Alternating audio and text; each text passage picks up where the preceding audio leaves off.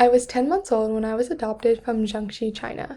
At a young age, I didn't comprehend anything about the fact that I was being taken away from my birthplace forever. As I grew older, I started to ask myself a lot of questions regarding my origin and why was I adopted. These questions consisted of why did my biological mother leave me, or why was I not wanted, and even why did this happen? Then instead of focusing on the personal why aspect, I realized it may have been due to the one-child policy that was established in 1979. Hi, my name is Chessie Missia, and this is the comparison between the US and China and the speculation on how government control might affect genetic drift and migration on cultural evolution. I decided to research the cultural evolution of how China became overpopulated during this time due to their dictatorship-like government. In addition, I will be analyzing the possible altering of genetic drift due to the decrease in female population in China, along with immigration, which could have led to the migration of genes between US and China.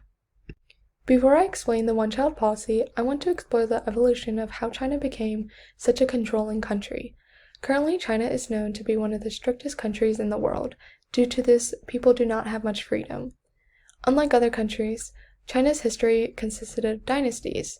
Stanford explains that the earliest dynasty was the Shang dynasty, which was from 1600 to 1050 BC, and this dynasty made contributions to Chinese civilization. Many dynasties followed, and the country saw vast changes over the centuries. In the recent past, China transformed into a communist country. According to the U.S. Department of State, it wasn't until 1921 that China became a communist country. The Chinese experienced a civil war between two different groups called the Nationalists and the Communists. The Communists won this war, and Mao Zedong came into power, which ultimately led to a dictatorship-like country. Throughout time, China became more and more controlling, which ultimately led to a complete control over the people. As China continually evolved in a more controlled state, it was almost inevitable that this one-child policy was initiated. It was one way to control the people. Along with being the most strictest countries in the world, it is also the most populated countries in the world.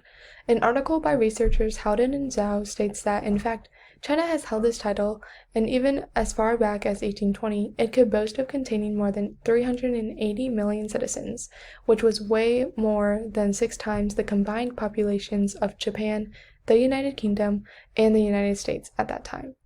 There are a number of different theories about how China became so populated. Some of these included increased life expectancies and improvement on healthcare. Due to these events, China became overpopulated with a total of over 1 billion people, and the government decided to implement the one-child policy because of this. And this graph, provided by Howden, shows a significant increase in population between all the different countries. The one-child policy in China's constitution states, provided by Public Broadcasting Service, that both husband and wife have the duty to practice family planning, and that the state promotes family planning so that the population growth may fit the plans for economic and social development. Or in other words, the family is not allowed to have more than one child. Shane explains that this policy issued a number of different punishments to people who could not comply, some of which included people losing their jobs, fewer benefits from the government, and fines to impoverished families in rural areas. This policy has led to an unexpected sexual imbalance among the population. So the dramatic decrease in population of females can be depicted by this data table provided by Epstein, and as you can see, the population of births decreases from 133,000 to 110, and that is a big decrease in female population. Culturally, Chinese parents favored sons over daughters because men are known to bring income for families. After the initiation of the one-child policy, there was a dramatic change in the sex ratios of births. Soon after the induction of the policy, population control officers would send portable ultrasound machines around the country. These machines would be used to determine the sex of the fetus around 20 weeks old. If the baby's sex was not a male, then the mother would have the option to abort the baby. And due to this, there's a radical imbalance of male to female ratio. From a population genetic standpoint, there is a speculation that genetic drift would become altered. Berkeley.edu describes genetic drift as a change in allele frequencies due to chance. The choosing of sex would ultimately alter the genetic drift principle because this is no longer random or due to chance. Culturally, in China, males are supposedly more advantageous to the societal environment, but actually, everywhere, the value of women should be considered as substantial as well. Women are just as important as men because they provide a nurturing aspect to their offspring, which in turn makes for a better society. Also, without women, the world would be dramatically different because there would be no reproduction. But happily, this is not the case for the entire world. The United States is known to be one of the best countries in which to live because people have freedom. These rights include freedom of speech, freedom of religion, etc. America has freedom thanks to the results from the War of Independence and the American Revolution, which established the free United States. These ultimately led to the creation of a system to protect the freedom of citizens. This is vastly different from China's government evolution. America's government has never had to implement a policy like the one-child policy, because the people have the freedom to choose. In fact, in contrast to the one-child policy, America had a time called the baby boomer period. According to PRB.org, during the years of 1946 to 1964, approximately 76.4 million babies were born. This event in America is vastly different than the one-child policy situation in China, because in America there certainly was never a need for such a discussion as has happened in China. And courtesy of evergreen.edu, you can see this period in blue. There was a significant increase in births throughout all the different years. In addition to the effects of the one-child policy and the baby boomer events, immigration can also be a possible factor in a migration aspect. America is known for having many people immigrate to America for freedom. Immigration first took place in the early 1600s, where European immigrants came for religious freedoms and economic opportunities. Now, because of immigration, America has become a melting pot of diverse individuals. In contrast, China is not as diverse as America because Paris School of Economics explains that in 1949, right after the founding of People's Republic of China, the new government made controlling migration a top priority.